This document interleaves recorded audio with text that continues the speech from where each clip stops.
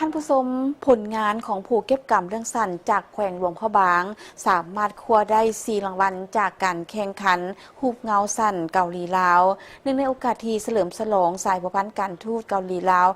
เกาหลีครบรอบ30 ปี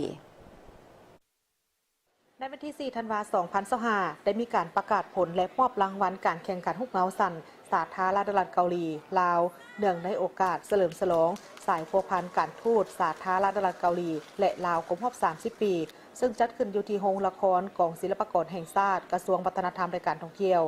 โดยการเข้าร่วมของท่านจองยองซูเอกอัครราชทูตผู้มีอำนาจเต็มแห่งสาธารณรัฐเกาหลีประจำลาวท่านภาคันไซศรีคันไซหัวหน้ากรมมรดกกระทรวงวัฒนธรรมและการท่องเที่ยวมีบรรณาธิการหัวหน้ากรมห้องกรมผู้กำกับผู้ประพันธ์และนักศึกษาเข้าร่วมการแข่งขันฮูปเงาสั้นเกาหลีลาวในครั้งนี้แม้นมีความหมายสำคัญเป็นอย่างยิ่งซึ่งเป็นการประกอบส่วนอันใหญ่หลวงและเป็นการเปิดโอกาสให้กับผู้กำกับและนักประพันธ์นักแสดงรวมทั้งประชาชนลาวได้รับรู้และสัมผัสกับวัฒนธรรมของสาธารณรัฐเกาหลีโดยเฉพาะก็แม่นบรรดากิจกรรมทางด้านวัฒนธรรมเป็นต้นแม่นโครงการมอบหับปึ้มจิกจี้ไข่แก่หอสมุดแห่งชาติในวันที่ 4 กันยายน 2025 ที่ผ่านมาและเป็นหนึ่งในกิจกรรมในการเฉลิมฉลองวันสั่งตั้งสายสัมพันธ์การทูตระหว่างสาธารณรัฐประชาธิปไตยประชาชนลาวและสาธารณรัฐเกาหลีครบรอบ30 ปีให้มีบรรยากาศฟดฟื้นและเต็มไปด้วยความหมายฉะนั้นทางสถานทูตสาธารณรัฐเกาหลีได้ร่วมกับทางกรมฮูปเงาและภาคส่วนที่เกี่ยวข้องจากกระทรวงวัฒนธรรมและการท่องเที่ยวของลาวจัดให้มีการแข่งขันฮูปเงาสั้นขึ้นมาโดยมีผู้ทรงผลงานของตนเองเข้าร่วมในการแข่งขันทั้งหมด30 กว่าเรื่องผ่านการคัดเลือกของคณะกรรมการตัดสินตามมาตรฐานเงื่อนไขเป็นต้นแมนเนื้อหารูปแบบภาพแสงสีเสียงและการตัดต่อวิดีโอสามารถคัดเลือกได้9เรื่องที่นำมาฉายในมือประกาศผลก็คือเรื่องแสงสุดท้ายแห่งความหวังเรื่อง Exian เรื่อง FLY from Seoul เรื่องลามสองภาษาเรื่องความฝันที่ยิ่งใหญ่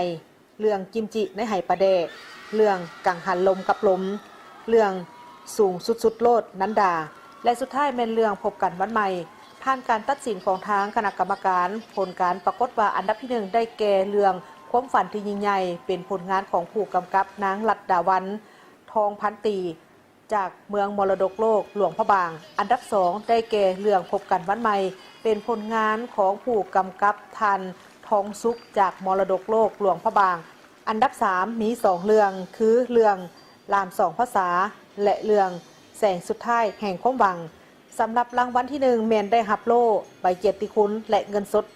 $800รางวัลที่2ได้รับโล่ใบเกียรติคุณและเงินสด$500และรางวัลที่3ได้รับโล่ใบเกียรติคุณและเงินสด$300พิเศษไปกว่านั้นสำหรับผลงานของผู้กำกับเรื่องสั้นจากหลวงพระบางในเรื่องความฝันที่ยิ่งใหญ่สามารถคว้ามาได้ตื่นอีก2รางวัลก็คือรางวัลขั้นตอนของการสร้างดีเด่นและรางวัลขวัญใจมหาชน